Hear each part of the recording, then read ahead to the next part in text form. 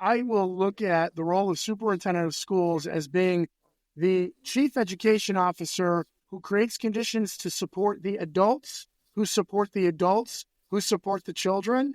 And we do so in three major macro buckets: culture, systems, and instruction. And really in that order. Like Drucker and so many other leadership folks have said over the years, culture eats strategy for breakfast and education. I think culture eats strategy for breakfast, lunch, dinner, and snack time. And it's really starting to build that culture, measure what in fact culture is, and always remember that our heart is where we're leading from and with. Beyond our head, it's our heart first. Empathy, equity, development of others, these are cornerstones, the foundation of leadership.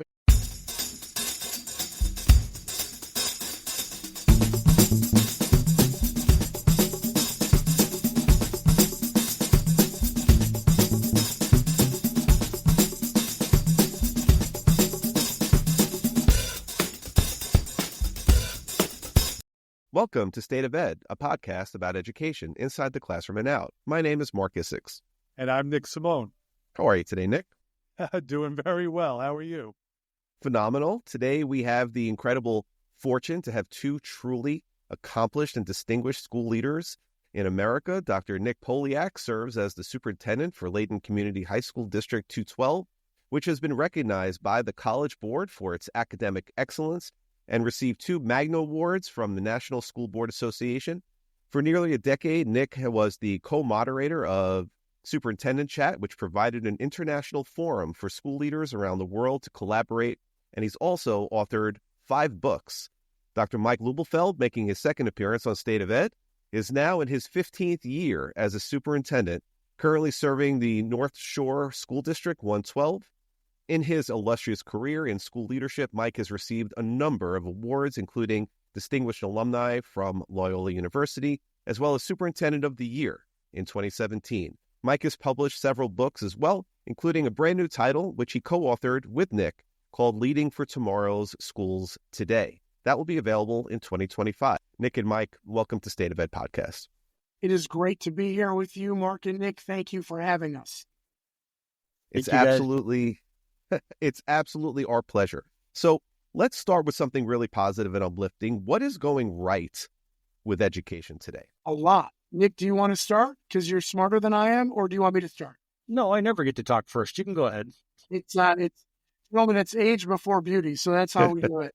What's going right with education today? I will tell you, walking in any classroom, and I'm privileged that I get the opportunity to do so anytime I want here in North Shore School District 112, and you will see teachers passionately, professionally, and purposefully planning instruction for children, and children embracing these conditions of learning that we create every single day around the entire United States.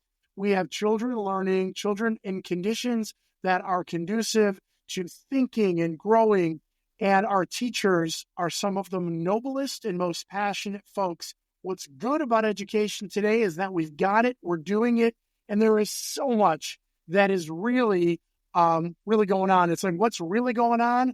We got children learning reading, writing, and arithmetic, and a whole lot more every single day. And I'm real proud to be a small part of it. I guess, guys, I would add that a refocusing on career pathways and job-ready skills and credentials.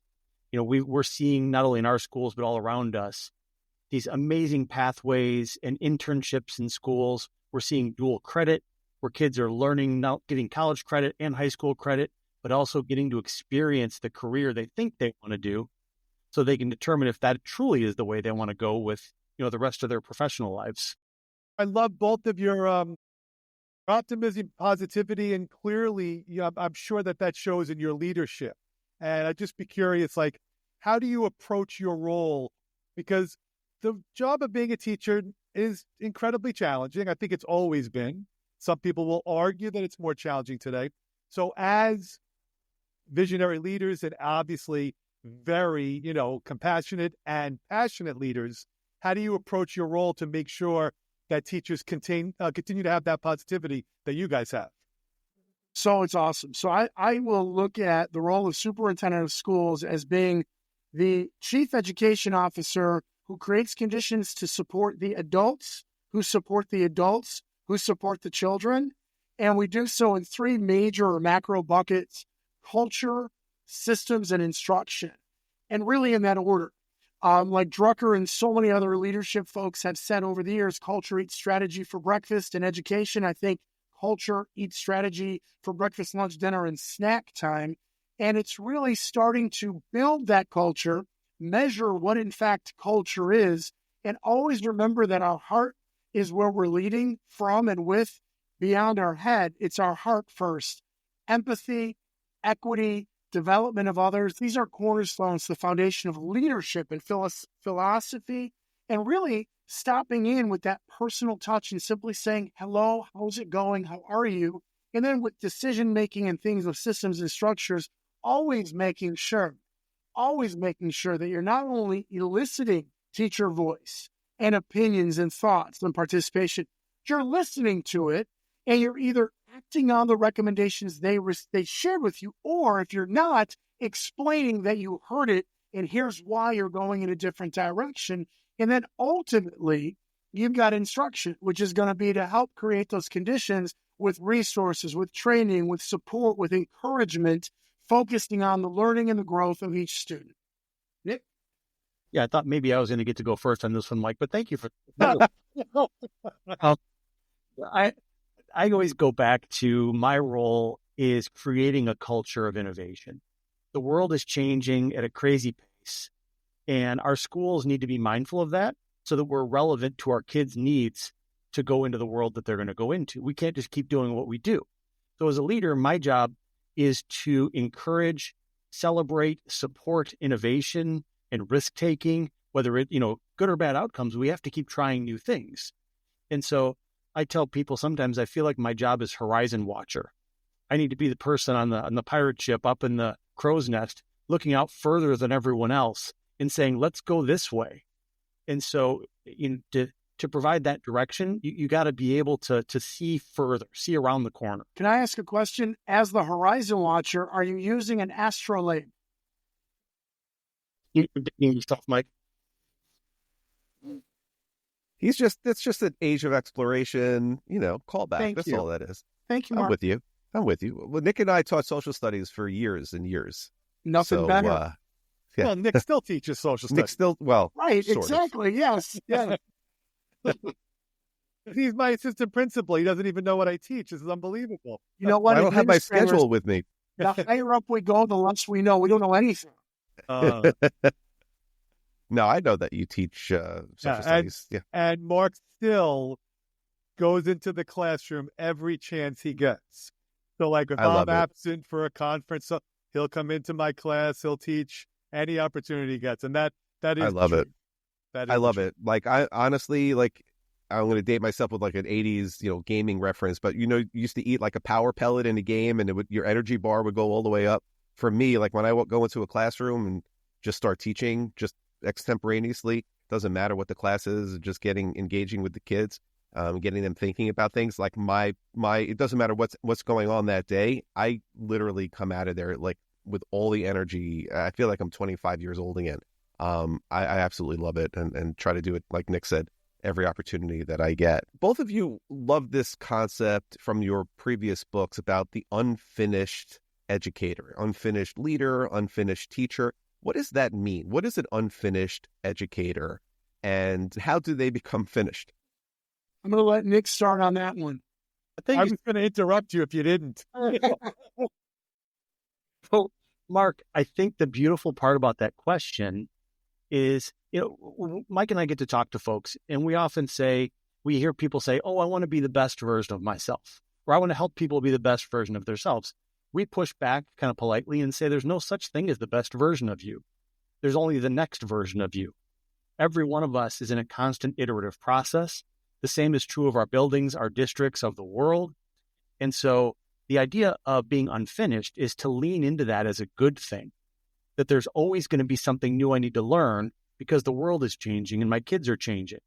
And so it's okay to be unfinished. And in fact, there is no such thing as finished. That was a really awesome answer. I'm briefly going to add that Nick P.J. Capozzi and I wrote The Unfinished Leader, a school leadership framework for growth and development with the backdrop of the pandemic, really impacting us as three leaders trying to say, we're going to get through this. We're going to figure it out like the rest of our brethren across the United States and the globe. What are some lasting foundational leadership, philosophical, and actionable takeaways that we've gotten? In the book, there's a how-to section after each chapter. And really, it was leading with empathy to start with for that relationship and that human connection, leading with equity, meeting people where you're with what they need, not what you think they need, but where what they need, developing others and yourself, adapting and being flexible and being nimble and all of that, communicate, and then communicate 10 times more, and then focus on the concept that we define being unfinished as is not fearing change, is not letting others hold you back, and is not letting others live in what we call the trois-D. That's the way we've always done it. So it's unfinished because you're always going to get better and do better and want to learn better, yet there's always going to be the work, and it's our job to be the next version of ourselves, as we say. So can I ask you both a question? Because I love this concept, and Nick and I wholeheartedly agree with everything that you're saying. But in a world of standardization in education and in a world of high-stakes assessments and accountability, which brings with it rigidity. So here you are preaching and talking about the value of flexibility. So how do you carve out and create space for all of this wonderful flexibility in a system that seemingly is increasingly more and more rigid by the day? I'm going to tell you this. By focusing on something called student engagement, student agency, student voice, student empowerment, by embracing George Soros' innovator's mindset, not changing for the sake of change, changing to create something better. And here in District 112, we have a very high stakes community, very high intensity community, highly educated, very invested and involved folks. So yeah, student achievement and student growth are also measures and metrics we share with the public schools. We're accountable. What's more important, though, than that is culture and growth. And we measure staff culture, we report it. We measure family satisfaction, we report it. We measure student engagement, and it's our principals who are able to work with our teachers to engage in the dimensions of student engagement, such as student choice, student voice, student relevance, perceptions of relevance on the material, student actual satisfaction. That's where the secret sauce is. You've got curriculum that the state or the nation come up with. You've got assessment that is really aligned to publishers and politics. And you've got instruction where you can blend the art and science of teaching. So I like to value as a systems leader that sweet spot of instruction and engagement. That's how I like to fight back a little bit, so to speak. Mark, I've lived through that. You have to use this scripted, lesson plan for the kids, and you have to do these sample test questions to get them ready to take the test. And it makes me sick to my stomach to think that's how we use our time with kids. So I'll give you a brief use case for us. We, a number of years ago, asked for a group of teachers to raise their hands to join a group we called the Innovation Incubator. And so we had teachers from all different departments said, I'll be a part of this. And we gave them some time and space. We gave them the capacity to go travel and visit other schools and other states. And we just said, come up with something that you want to try different. We'll support you. And if it works, we'll scale it. And so after a period of time, what they finally created was a brand new version of freshman year that was standards-based, project-based. It was, instead of separating all the content areas, they married them all together. And they let kids learn in this collaborative way with a team of teachers. And, that butts up against the rigidity you're talking about. The traditional teachers who weren't part of the group said, wait a minute, a kid in this capacity can't learn biology in the same way that I teach biology. They can't learn English in the same way I teach English. And it took us showing the standardized test scores were just as good or better at the end of that process. And the kids had built these collaborative skills, public speaking, confidence, community awareness. But it took us taking the risk and giving permission to do the same things, but do them in a different way. But there's a leap of faith involved there. I'm thinking of Indiana Jones. What was the movie? The one with Sean Connery, right? Where he has to take that step out, what seemingly is into an abyss, but it's actually a bridge that he can't see. But it's a leap of faith. And you took that and you empowered your teachers, you empowered your staff, and you supported that kind of growth and change. It has to come from all over. It can't just be one level in the organization. It has to really be everybody supporting everyone and being aligned in the mission. But Mark, I'll tell you, I've been superintendent here for 12 years now. I couldn't have done that in year 1 or year 2 of my superintendency. I didn't have the trust. I didn't have the credit built up with the community, with the staff. And so with some continuity, that builds trust over time. And then there's some, I don't want to say freedom, but there's some leverage given to take those risks. Cachet, right? Mark wants to cut this question out. He can. But I could listen to the two of you speak forever, and I would desperately want to work for both of you. But I'm going to ask a very specific question going back to what you were talking about with the unfinished teacher. Mm-hmm. So, Nick, I loved your answer that, we're never finished, correct? And that's because, and I agree with you both, there's always ways to improve. There's always ways to do things differently, innovate, take risks. I get all of that. So I'm going to ask a question. I hate that I'm even asking it. When you have to sit down in your districts and you have to evaluate teachers, something that I do not enjoy doing for only one reason. I don't like having to give them a rating at the end. Mm-hmm. Are you forced to do that? Because if you are, I'm curious how you handle all of this talk about taking risks and being innovative and being unfinished, and how do teachers respond when you do have to give them a rating at the end? So I love that. So I will tell you, in Illinois, sadly, we are required to do that. And it can be very perfunctory, and it can be very sterile, and it can be very dogmatic. I'm very proud that our principals here in my school district, so I can speak personally to the school district, our principals are the ones who do all the teacher evaluation. As superintendent, I evaluate a couple of the principals. So we treat our principals with this unfinished mindset. And we're using, in our district, a new Illinois Principal Association evaluation tool for principals that's based on the paradigm of school leadership that's an infinity loop, Nick and Mark, that is really you're becoming while doing. So it's philosophically very aligned with what Nick and I are talking about with being unfinished. Our teachers union with our administrators over the past couple of years shifted our evaluation from the Danielson framework, which evolved away from what Danielson herself actually believed in back in the 90s, to a very sterile system, to the Marzano system, which really does take into the greater element of the art of teaching.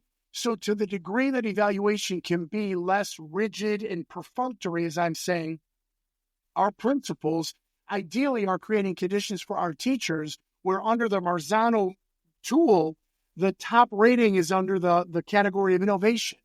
Now, that in and of itself is philosophically more aligned to what we're saying. So is it a perfect system? No, of course not.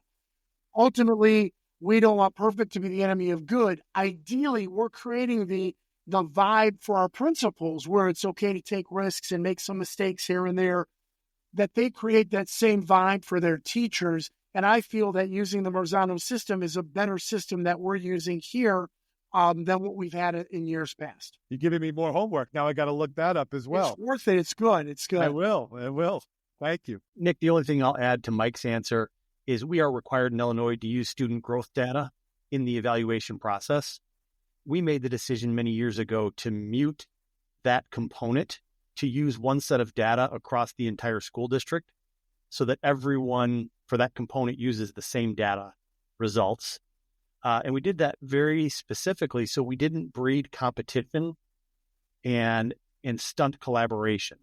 Because if the four of us are all teaching fourth grade and the numbers decline in the district and one of us has to go, that disincentivizes me from sharing my good ideas with the three of you because I could be jeopardizing my job. And we didn't want that to ever be the case, to where people didn't want to share. So we muted the growth data piece and made it collective for that reason. Okay. Thank you. That's great. And to be honest, I like data. I respect data, but I also don't believe that you can use the data points that we collect to truly tell you the impact that an adult is having in the life of a child. There are just too many things that aren't recorded, and if they are recorded, they're not really recorded accurately to show you the effect, positively or negatively, to be fair. But there's just so much that the data can't tell you. But you as the leader, you as the observer, you living in and walking throughout the school building and seeing it and feeling it, it's in the air, so you can detect it, but the numbers don't necessarily bear that out. So I know you do a lot of work training superintendents. So can you just take us through what are the steps in training someone to take on this kind of level of leadership, especially in a time when it's really difficult to be a school leader, maybe as more difficult than ever? How do you do it? I wish we could take the magic beans, plant them in the garden, and climb that mythical beanstalk. Those were the days. Nick and I have been blessed with opportunity after opportunity and professional association and mentors, guides, coaches, and guardian angels who, for the last 35 years for me and 25 years for Nick, have helped us on a path forward. So part of it is we're in a community. We're in a community of leaders, and we're in a network of leaders, and we may know nothing, or we may be two knuckleheads from Chicago, and others have helped infuse ideas in our heads or given us opportunities to facilitate opportunities. So what we do is we've been blessed to work with the AASA, the American Association of School Administrators, the School Superintendents Association, as well as the IASA, the Illinois Association of School Administrators. And we have taken a framework of leadership and national standards of leadership, PISL, NISL, others. And what we've done is we've said, okay, what is it that people who aren't in the seat need to know from two people who are in the seat, who've gone through multiple election cycles, have worked with multiple boards of education and members, who've gone through levies and bonds and millages, who've gone through discipline, in our case is obviously the worldwide global pandemic, in my case, a community-based school shooting and other horrible, untoward things. What is it that we can do for people that think they've got the leadership, that have been coached and guided like we have to go pursue the leadership? And what is it that they need to know beyond the technical competencies and expertise that they learned in the graduate school, the master's or beyond programs? And we have a lot of fun together. And what we do is we've created either intense multiple-day boot camps or summer camps, or we've created 12-month programs, online or on ground. And what we basically do, before I let Nick give you the details, is we have hands-on portfolio-based learning that is going to be something that leaders who are going to take the leap of faith into these roles can really rest on and borrow from as they go through the work, and then they can become better at it. So, Nick, do you want to fill in some of the gaps about what that it is? Yeah, I can a little bit. When we were in college to become teachers, we took all the classes that certified us to be teachers, but I didn't learn how to be a teacher till I student taught. Exactly. And then I went and I took all these classes to become a superintendent. And then I took a job and I felt wholly unprepared because there's no student teaching for superintendency, right? And so we've tried to be very realistic in the professional development we provide to make it very scenario-based, to put people in superintendent-like positions in a safe place and let them wrestle with it among friends. And then we critique one another and we try to grow collaboratively through that. And so the idea is, we tell everybody at the start of a program, we're here to demystify that word superintendent, because you may be really good at curriculum and you're very scared of finance. You might be really good at working with parents, but you're scared to death of a board of education.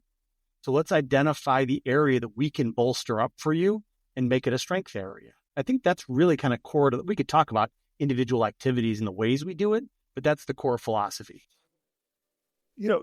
Can I then add, do you think the best superintendents are the ones that are willing to admit that there are areas that they're not great at? Amen, Nick. Yeah. The best superintendents lead with humility, and the Tim McGraw song, humble and kind. Absolutely, yes. Amen. Absolutely. Nick, we've been collectively superintendents for 31 years now, and we've seen people come and we've seen people go.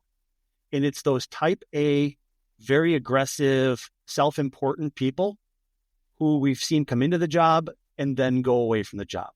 The people that are humble, that build networks and connect, those are the ones that thrive. That's what we try to instill. No, I love that, because nobody can be an expert. Nobody has enough time in their life to have spent 15 to 20 years in curriculum, 15 to 20 years in personnel, 15 to 20 years in technology, 15 to 20 years on a board event. Nobody has that time. So I, as you're speaking, I'm saying to myself, I think the best superintendents are the ones that admit it's okay not to be an expert in everything. And sometimes it's not cockiness. It's that they have the title and they feel like they're supposed to have the answers. And so they'll fake it. They'll come off arrogant, and it just breaks people.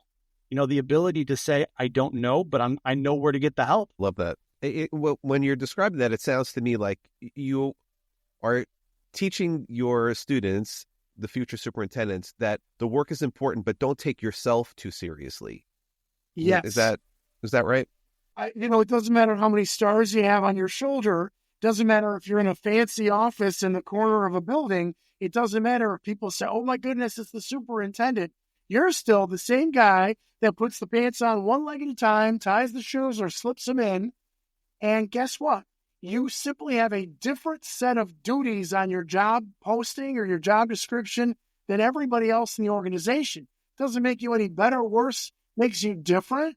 And the bottom line is you've got levels of teams with whom you're working to create this magic for these kids and for the teachers each and every day. I don't know about everything, and I'm okay telling the school board, I need your help, folks. A great question. You want me to look into it?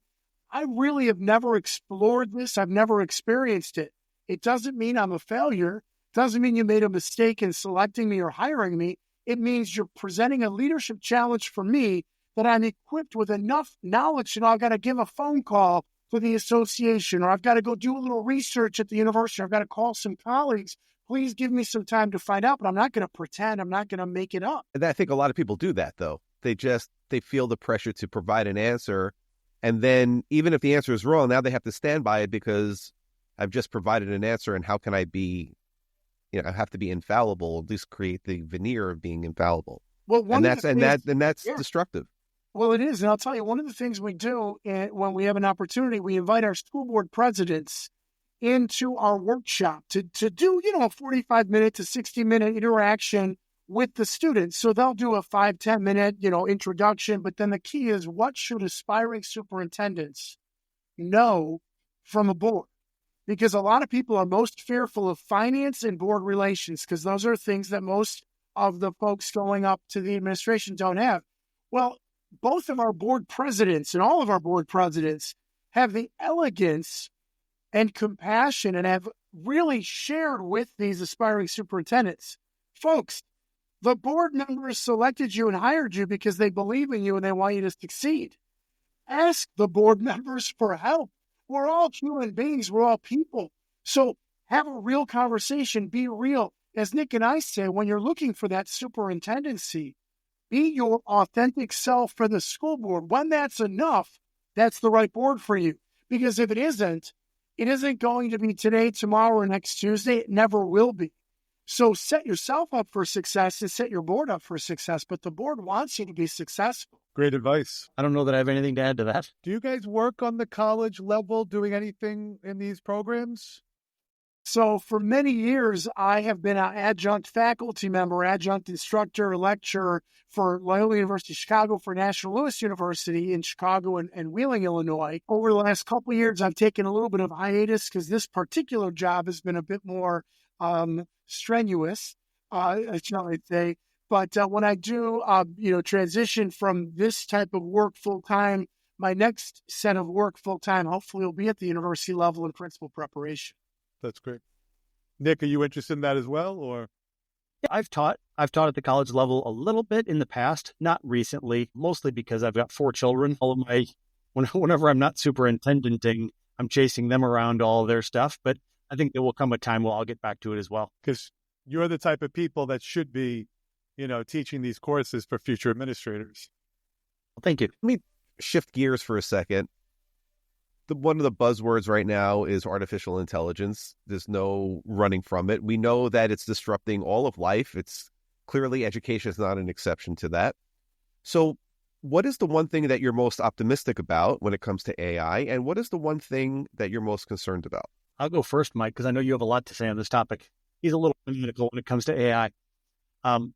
The meeting I was in just prior to speaking with all of you today was with a state consultant, and we're looking to be part of a pilot in the state of Illinois to build AI models to support our faculty and community, where, I think we're going to start with kind of an internal HR AI assistant, where when you have a question about your benefits or the contract, historically, you've always had to go open the document or call someone and ask.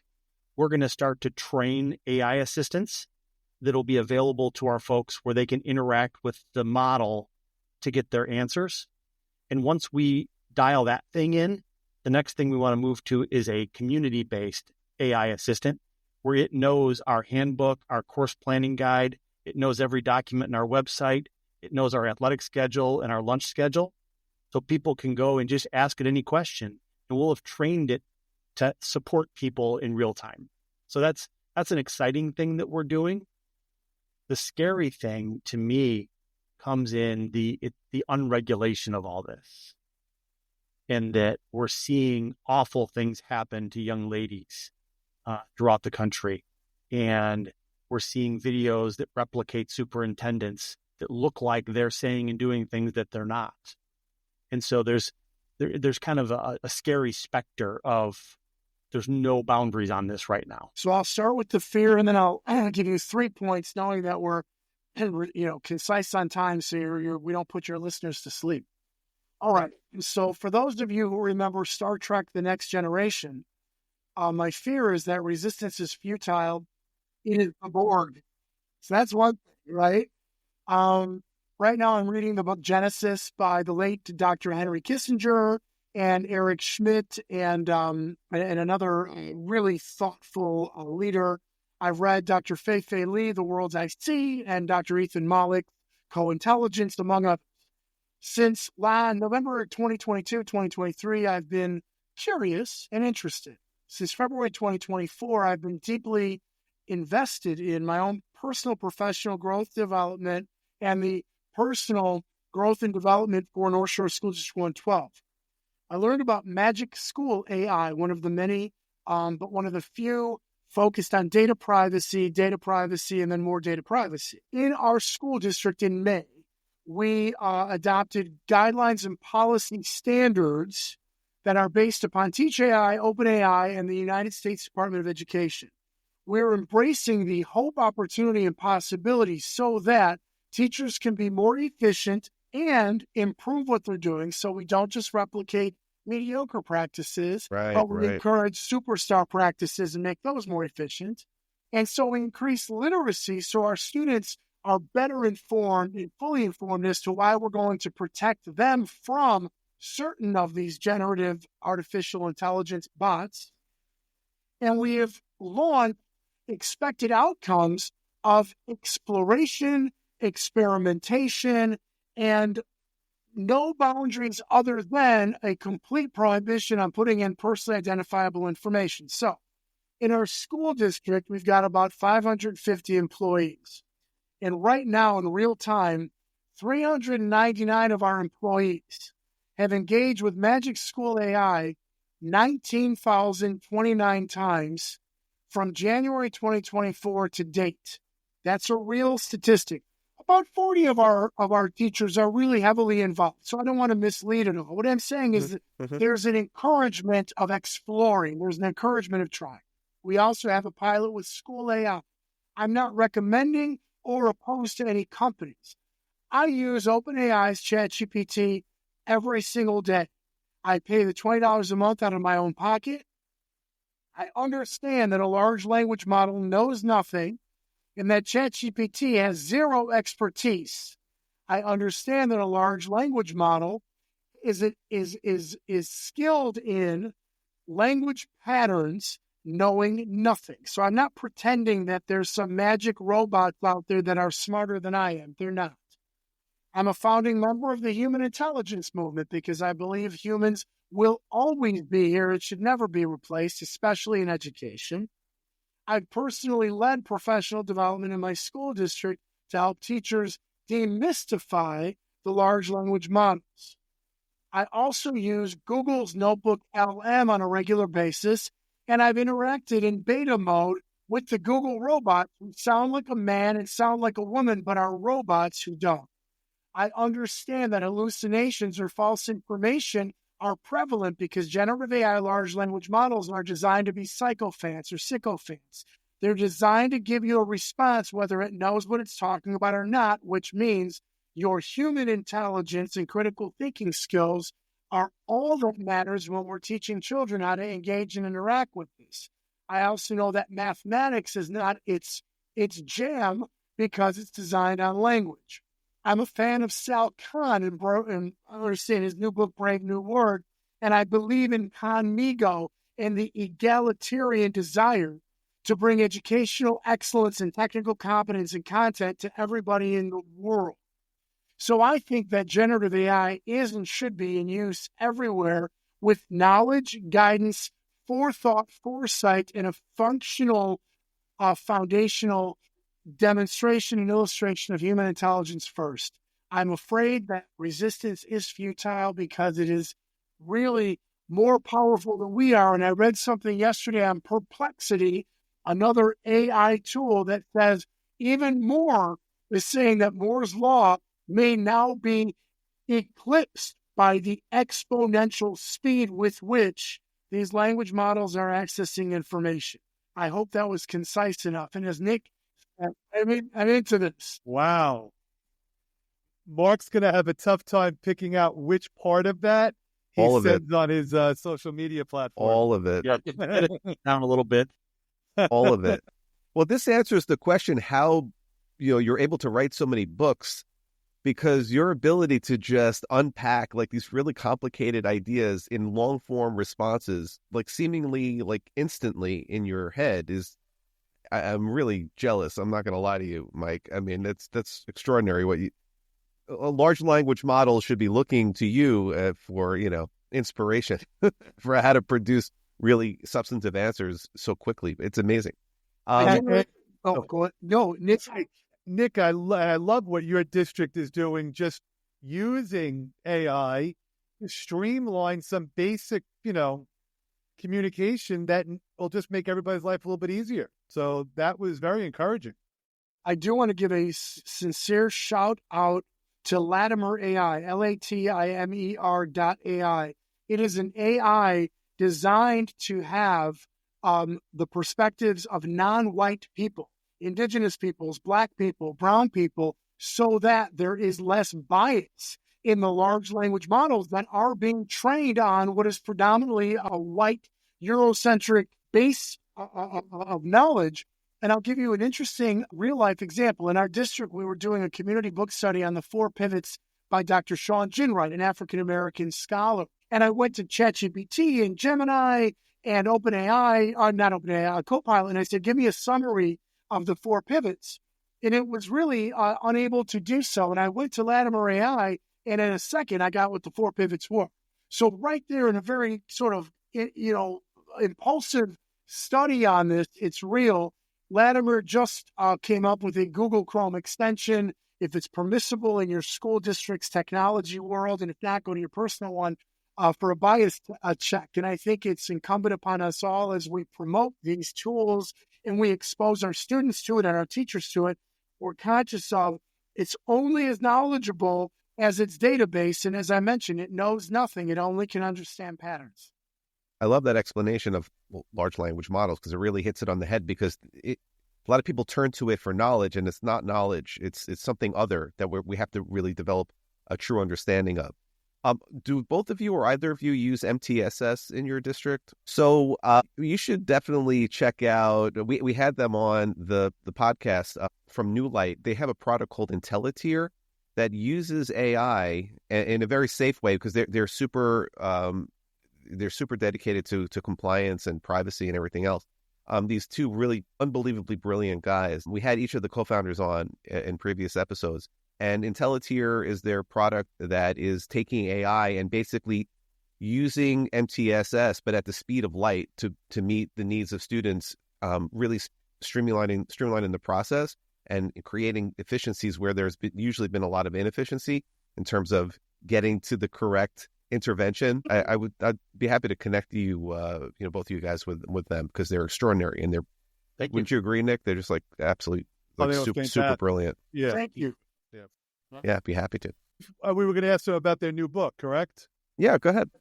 Yeah. So do you guys want to talk a little bit about the work behind that and really who you think it's, who's your audience, who's your target audience for the book? Nick, why don't you get started? Because the audience for our book is everybody and anybody, especially anyone listening to this podcast interview, and then everyone you know.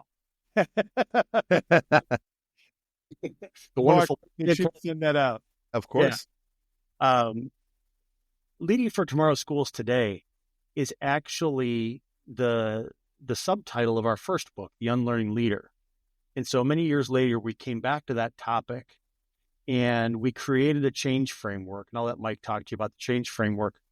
But we tried to give practical examples of things in our school district that have seen significant educational change and running it through the framework as to how you can successfully take it from idea to reality, giving people actionable things to follow so that maybe they can apply it back in their districts. And so that's kind of the model and the idea around Leading for Tomorrow's Schools Today.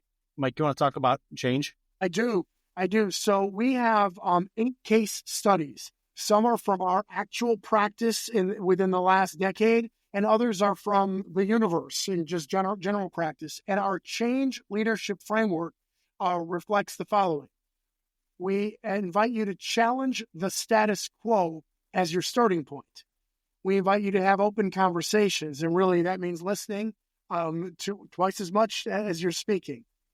It also means that you're going to adapt and be flexible, which is a cornerstone to any change, because no matter what your plans are, there's going to be shifts, and we want you to challenge the status quo. H, have open conversations. A, adapt and be flexible. N is navigate those obstacles. So if you didn't get it from the A, that adapt and be flexible is inherent in that there's going to be obstacles. The N is you're going to navigate obstacles. Then we say in G, generate a shared vision. Now, it isn't mission, vision, value, goals. Nothing wrong with that. What we're saying, it's different. We're saying generate your shared vision after you've challenged the status quo, after you've had some open conversations, after you've already adapted and been flexible and you've navigated obstacles, because after you've generated that shared vision, it's time to execute. Enjoy the journey. CHANGE. And we have chapter titles that include Go Where the Smart People Are, and it's a case study about networking, professional networks. We have a chapter called We're Not Broke, We're Broken. And it's a case study of a school district in change and transformation. It's great. So let me see if we can bring this conversation to a close with this very challenging question. If you could reduce your leadership style to one word, what would it be and why?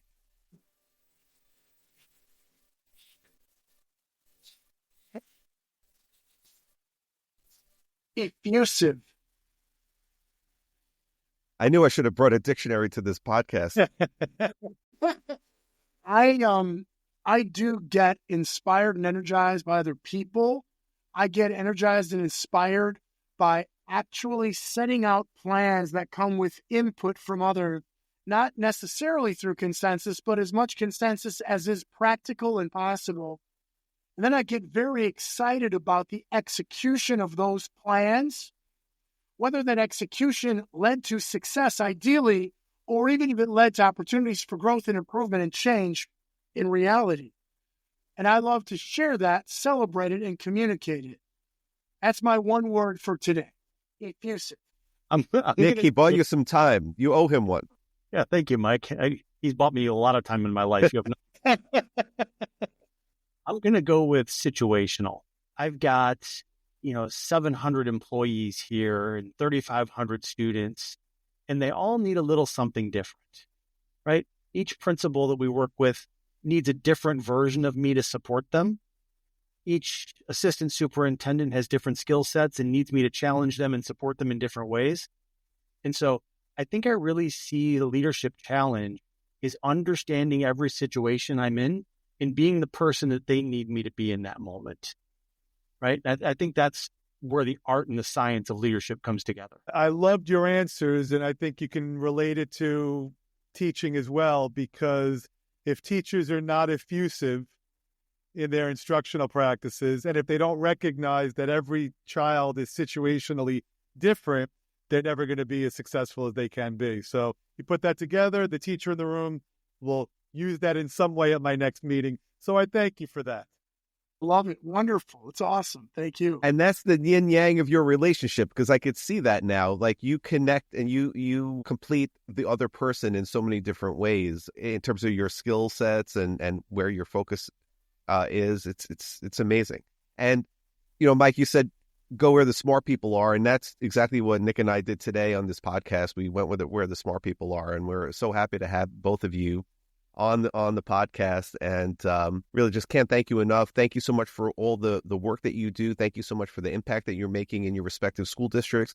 And not just that, but how you share your expertise and your passion for learning and leadership with others, and trying to groom them into leaders who can not just be like you, but exceed and go beyond the achievements that you've attained in your time. And Mike, I do want to publicly thank you for the amazing blurb that you wrote, which is permanently affixed to the back of my book, Captivate. I really can't thank you enough for that, and extra special thank you from me. Everybody should get that book, Captivate by Marc and Nick. It is an excellent book. It is a great read. Everyone needs it. It is for our time, and it will help make you a better person. Thank you. You're my forever hype man. I do appreciate that. If you would like to catch previous episodes of State of Ed Podcast, you can check us out on Apple Podcasts, Spotify, or Amazon. Or you can find us on the web at stateofedpodcast.com, where you'll find links to what we've discussed. We'll also give you the socials and how you can get in touch with and follow both Nick and Mike on social media. You can follow me on Twitter at Marc6, or online at marc6.com, or on YouTube at edupyro, EDUPYRO. And as Mike very graciously mentioned, you can check out my new book, Captivate, Engaging and Empowering Students in a World of Digital Distractions. It's available on Amazon, and be a great read for all educators. Thank you for joining us today, gentlemen. We truly appreciate your time and sharing your expertise. Thank you very much. It's been a pleasure. Thank you, gentlemen. Appreciate it very much.